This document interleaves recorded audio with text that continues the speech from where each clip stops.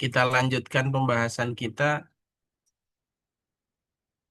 bagaimana membangun komunikasi yang empatik ya dan bagaimana membangun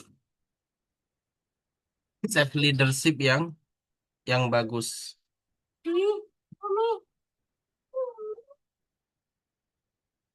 Membangun leadership yang bagus ya.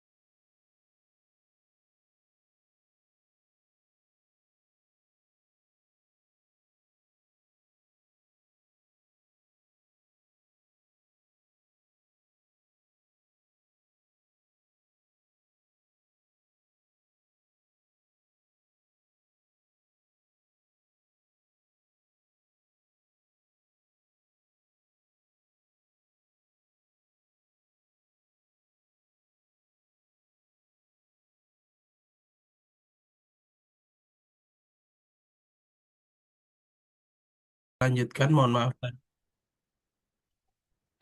sempat terhenti sebentar. Jadi insya Allah akan kita lanjutkan pembahasan kita terkait dengan self leadership dan ya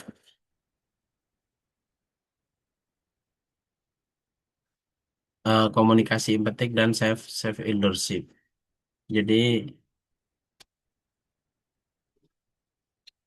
sekarang gaya komunikasi itu menjadi tren ya di dalam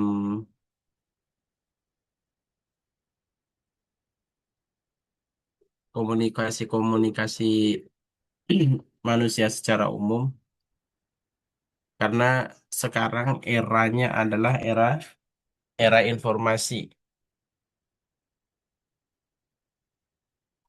Eranya adalah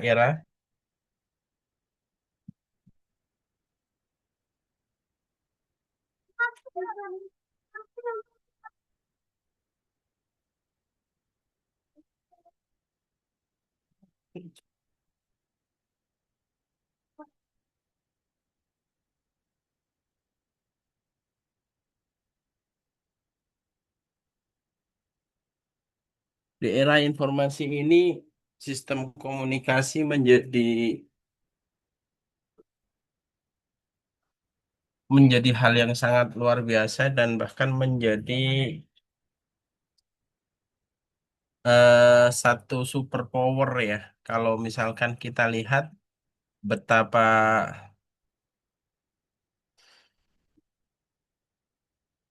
suara saya terdengar ya. Terdengar Ustadz. Terdengar Ustaz. Ya, betapa luar biasanya perang informasi antara kita lihat misalkan di era peperangan saat ini ya antara Iran, Israel.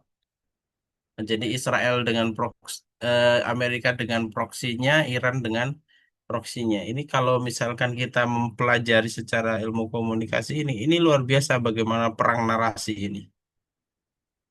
Artinya Dalam konteks yang paling kecil pun kita membangun lembaga pendidikan, kita tidak akan pernah lepas dari pendekatan komunikasi.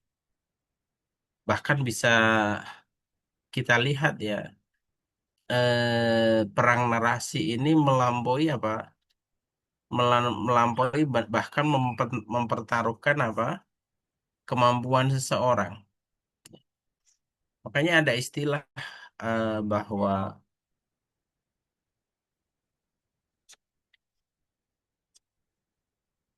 inner inner leadership atau inner governance ya, bahwa apa namanya, komunikasi itu adalah power of connection. Jadi instrumen strategis. Jadi bukan sekedar soft skill lagi, tapi sebuah instrumen strategis untuk membangun kepercayaan ya, dan untuk membangun membangun pengaruh.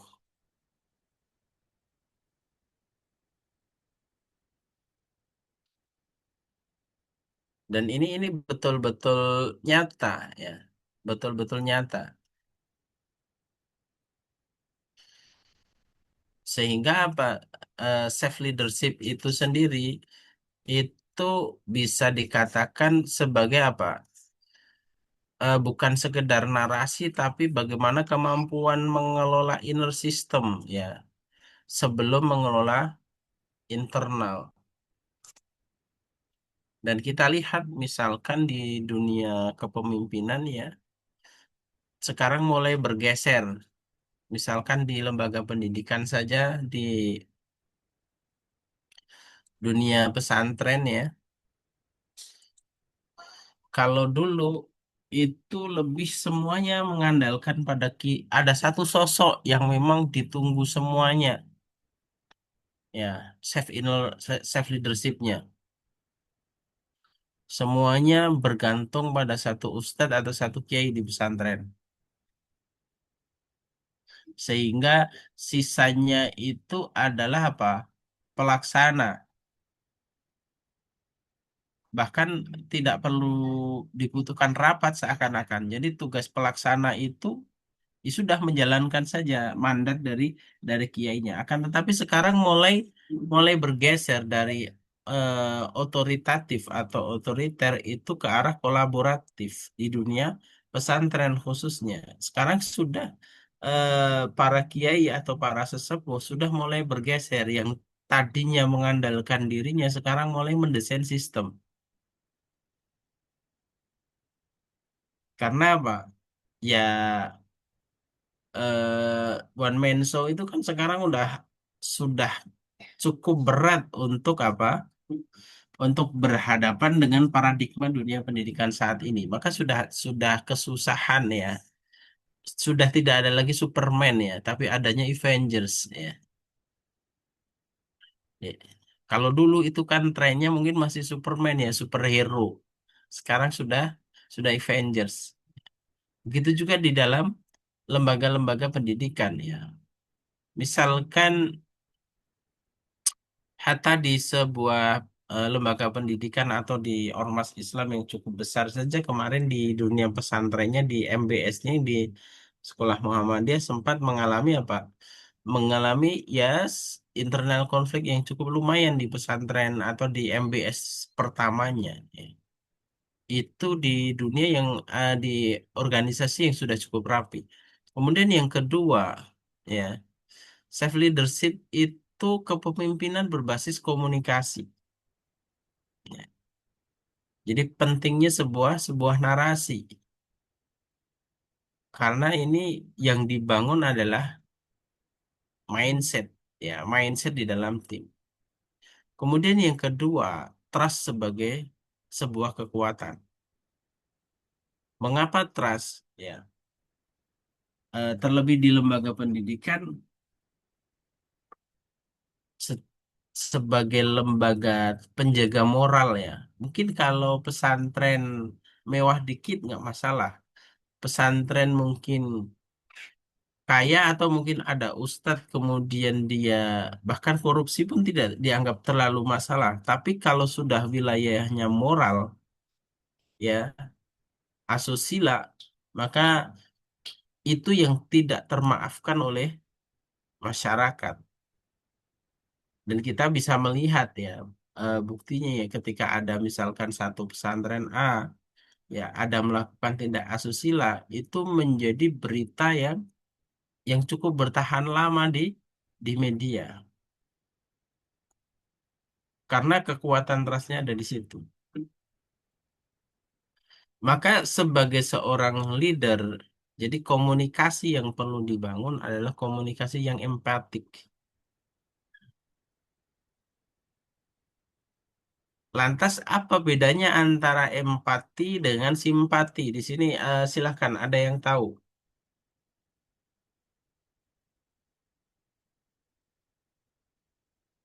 Halo, ada yang bisa merespon? Ana Ustaz, Ya, silahkan. Sudah. empati itu kita ikut merasakan ke posisi orang itu, sedangkan simpati hanya merasa kasihan. Begitu Betul. sih. Betul ya. Jadi kalau empati itu orang tidak merasakan apa yang dirasakan orang lain itu basisnya lebih ke logik ya. Sedangkan simpati itu adalah perasaan iba, perasaan kasihan ya, perasaan peduli ya.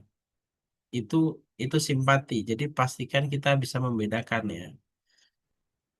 Jadi empati itu adalah memahami perasaan perspektif orang lain.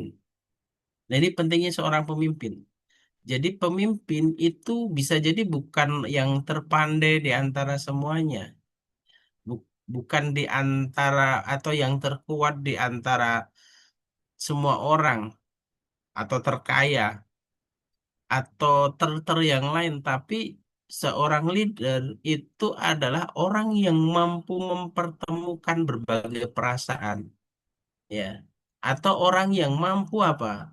Mengumpulkan berbagai macam perspektif dalam satu forum. Itu seorang pemimpin. Nih, bisa jadi ada orang misalkan si Fulan atau si Fulana itu dia tidak pernah cocok ketika ngobrol sama si A tidak pernah cocok ngobrol ngobrol sama si C. Tidak pernah bertemu. Ya, selalu bertolak belakang. Akan tetapi ketika ada si B, si A dan C, itu bisa apa? Terjadi dialog. Nah, inilah hebatnya apa? Seorang leader yang dibalut dengan komunikasi yang empatik. Kemudian komunikasi empatik itu bukan kemampuan membangun narasi atau kemampuan retorik yang hebat, tapi seorang komunikator yang penuh dengan empatik adalah apa? Orang yang mampu mendengar aktif. Mendengar aktif di sini apa? Kemampuan dia untuk mengkonfirmasi sebuah persoalan tanpa kemudian langsung menghakimi sebuah peristiwa. Nah, pentingnya di sini karena terkadang di lembaga pendidikan, khususnya lembaga pendidikan Islam, itu sering terjadi ya penghakiman tanpa konfirmasi terlebih dahulu. Dan ini banyak kasus. Akhirnya apa? Permasalahan atau konflik yang kita harapkan untuk selesai dengan segera justru menghasilkan apa? Konflik-konflik apa? Tambahan terjadi apa? Estivasi atau estafet konflik. Jadi konflik yang saling menyambung. Kemudian komunikasi yang empatik yang ketiga adalah membangun hubungan dan kepercayaan. Inilah yang menjadi perekat ya dalam sebuah tim. Dan siapa yang berhak yang paling afdol untuk memainkan komunikasi empatik ini adalah seorang leader.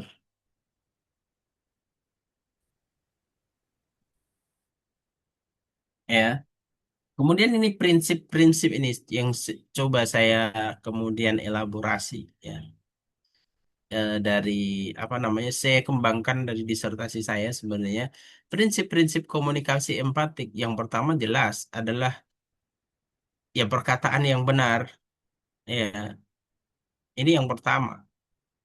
Kemudian karena memimpin segala sesuatu atau memulai komunikasi tidak bisa kita mulai dari sebuah kebohongan ya. Membangun hubungan itu tidak bisa diawali dengan sebuah kedustaan ya. Ini tidak bisa. Yang paling simpel katakanlah ini yang sering terjadi di pesantren ya. Tapi harapannya khususnya di pesantren kekinian sudah tidak terjadi lagi. Kadang orang masuk pesantren, bekerja di pesantren itu kan tidak ada akad secara tertulis ya. Tidak benar dari awal, kemudian yang penting masuk. Ketika terbentur sebuah permasalahan, akhirnya apa? Kadang di situ ada pekerjaan yang berkembang. Oh, tambah ini, tambah ini, tambah ini, tambah ini. Yang namanya manusia itu tidak stabil. Ketika dia kondisi stabil, oke, itu bisa selesai. Nah, nah, ketika itu sedang tidak stabil, duh, kok semua pekerjaan dikasihkan ke saya? Ini tidak serta-merta kemudian salah manajemennya. Karena apa? Ketika awal masuk kita tidak pernah mempertanyakan akadnya. Saya akad masuk ke pesantren, saya akad bekerja ini sebagai apa? Ketika ada pekerjaan di luar itu, ini seperti apa? Ini perlu dijelaskan. Kemudian yang kedua adalah perkataan yang lembut. Ini komunikasi yang empatik. Lembut bukan berarti lemah. Ini yang perlu digaris bawahi. Ya. Tapi di sini adalah sebuah komunikasi yang mampu menyentuh, menggerakkan batin, ya, kemudian merekatkan sebuah perbedaan. Kemudian yang ketiga itu adalah satu eh, qaula ma'rufah, jadi perkataan yang baik. Kalau istilah orang Jawa, misalkan tidak hanya benar tapi pener, ya, tepat. Jadi tidak hanya pinter tapi bijaksana. Tidak hanya benar tapi tepat ya. Artinya waktu dan tempatnya itu apa? Pas. Ini perkataan yang baik sehingga apa? Tujuan dari informasi yang disampaikan yang goalsnya itu tercapai. Kemudian yang ketiga itu yang efektif. Karena apa? Leader yang bagus itu bukan berarti apa? Yang kelihatan semrawut sibuk sana sini. Bisa jadi seorang leader itu pergerakannya nggak dia nggak kayak kerja. Ya. Anak-anak muda dia tidak heri, jadi tidak heboh sendiri. Ya, karena apa? Seorang leader memang harus tenang. Jadi katakanlah Anda menjadi kepala sekolah itu tidak harus kemudian Anda tahu kemudian mengintervensi segala aktivitas teknis. Ini justru akan mengganggu. Ya, cara bermuamalah seperti ini justru akan mengganggu. Ya. Ketika sedang rapat yang Anda sebenarnya tidak perlu masuk, Anda ikut nimbrung, ya. Apalagi apa? Setiap saat maunya Anda katakanlah menjadi seorang pimpinan, setiap saat Anda maunya hadir dan Anda memberi sambutan. Ini justru yang terjadi adalah ketidakefektifan. Ya. Jadi tidak banyak pergerakan tapi aktivitasnya presisi. Itu jauh lebih bagus daripada apa? Terlalu apa? Banyak aktivitas tapi apa? Tanpa didasari dengan gagasan yang jelas. Karena memang wilayah pimpinan, wilayah leader itu adalah lebih banyak wilayah wilayah makernya. Jadi wilayah otaknya, ya bukan wilayah teknis. Kemudian ya peran tadi komunikasi di dalam leadership yang pertama jelas membangun trust. dari komunikasi itu. Karena ini penting sekali ya. Bagaimana trust akan terbangun ketika seorang leader eh, berkomunikasi dengan diawali dari sebuah kebohongan. Yang penting janji dulu kayak kampanye, nggak bisa. Sudah kamu bikinkan ini, nanti kalau jadi saya kasih. Ketika jadi tidak ada apa-apa, nggak ada bonus, nggak ada bahkan tidak ada ucapan terima kasih. Nah, ini maka sebenarnya seorang pimpinan sedang apa? Menjerumuskan dirinya sendiri. Kemudian apa?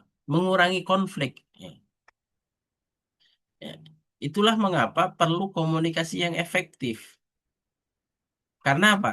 Ketika tidak efektif, ya terlalu banyak pergerakan yang tidak dibutuhkan. Justru apa? Akan menambah konflik. Kemudian yang ketiga itu adalah komunikasi yang bagus dalam leadership itu akan meningkatkan loyalitas. Kemudian yang berikutnya apa? Ya, karena perkataannya lembut, benar, kemudian cara berkomunikasinya lembut, benar, kemudian efektif, ya. Disinilah akan menggerakkan hati timnya, bukan sekedar bekerja sesuai SOP, tapi apa? Akan memunculkan rasa memiliki sebuah lembaga. Bukan yang penting saya kerja selesai pulang ya udah selesai besok kerja lagi awal bulan gajian bukan. Ini yang terpenting.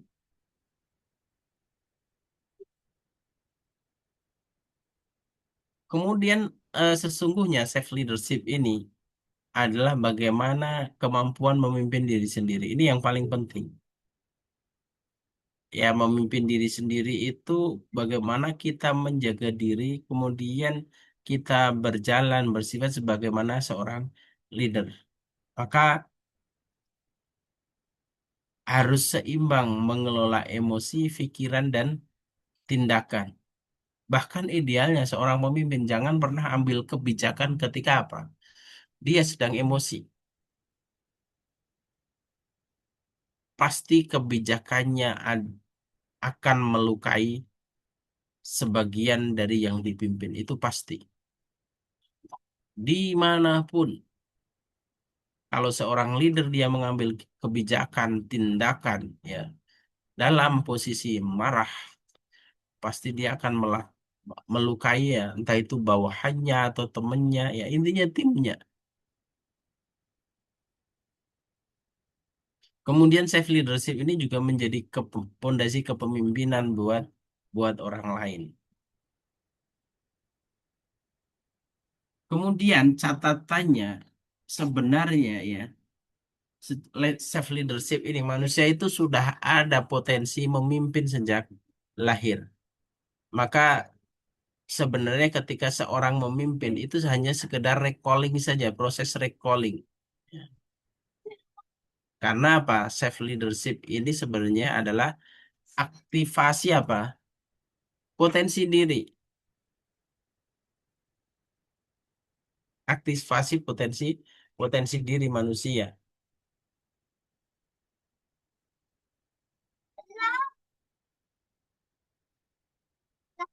Kemudian dimensi-dimensi ini di dalam self leadership ya jelas. Pertama adalah kesadaran diri. Ya. Seorang pemimpin harus tahu ya makna dari kepemimpinannya. Bukan sekedar kedudukan, tapi di situ ada tanggung jawab. Kita sebagai seorang Muslim otomatis apa? Dimensinya lebih luas. Di situ ada apa namanya nilai transendental yang akan kita pertanggungjawabkan nanti di hadapan Allah ketika memimpin. Maka memastikan ketika memimpin itu ada pengendalian diri. Karena apa? Ketika dia memimpin, ada saatnya nanti dia sudah tidak memimpin lagi. Kemudian berikutnya ya, ini dimensi-dimensi di dalam self leadership itu adalah motivasi diri. Pastikan benar niatnya lah kalau bahasa kita kita. Anda jadi kepala sekolah, Anda jadi guru itu benar niatnya itu pasti. Kemudian aktivitas ya, dia memimpin itu sebaiknya ya akan menjadi lebih bagus ketika apa? Itu relate dengan tujuan hidupnya. Ini dimensi di dalam self leadership. Nah, ini saya coba mengkaitkan ya. Karena sekarang itu kan lagi tren pertarungan muncul para pemimpin-pemimpin dunia. Kalau yang paling sering muncul di medsos ya antara Trump, kemudian kalau di Iran bukan Mujtaba Khomeininya, tapi komunikatornya lebih ke Abbas Araghchinya, kemudian jelas Israel itu Netanyahu. Ya. Jadi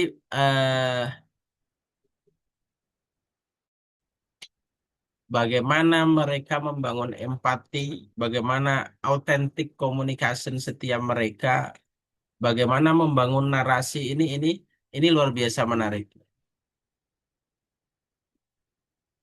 Maka secara umum karakter pemimpin modern ini ya adalah human center, ya.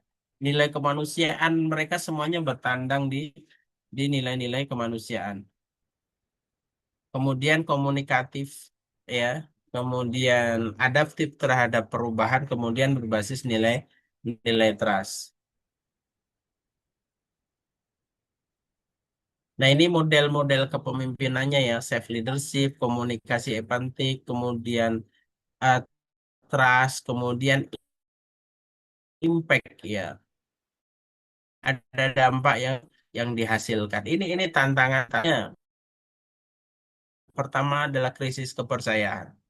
Sekarang Gen Z pun mulai bertanya, benarkah sekolah itu korelasi terhadap masa depan?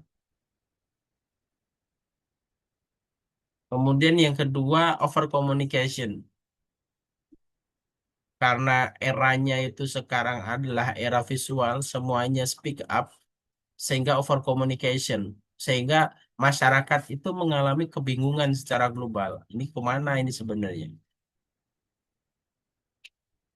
Kemudian eh, yang terjadi juga gaps antara Gen Z dan Gen sepuh ya.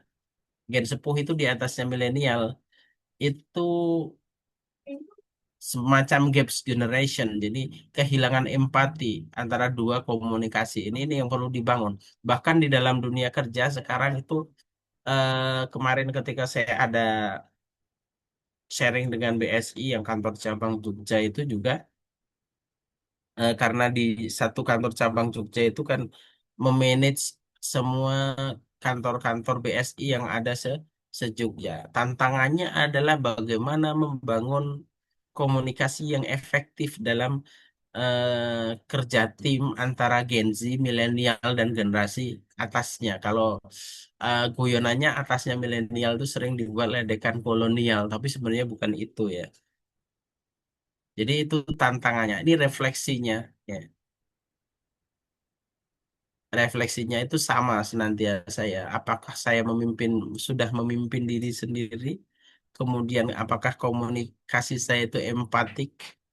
Kemudian apa gaya kepemimpinan saya? Ini pentingnya. Kesimpulan leadership itu mulai dari diri sendiri. Kemudian komunikasi empatik itu adalah kunci. Kemudian basis kepemimpinannya kalau Anda jadi kepala sekolah adalah basis manfaat. Ini penting sekali ya untuk perlu menjadi catatan kita sebagai seorang guru atau calon kepala sekolah dalam membangun membangun komunikasi. Kemudian nanti coba yang menjadi catatannya ya, ini nanti tidak perlu dikumpulkan tapi tugasnya cukup nanti searching saja. Searching saja, kemudian silahkan nanti Anda mencoba membuat perbandingan saja. Yang sedang tren saja. Bagaimana perang narasi yang ada di dunia ini sekarang yang sedang muncul.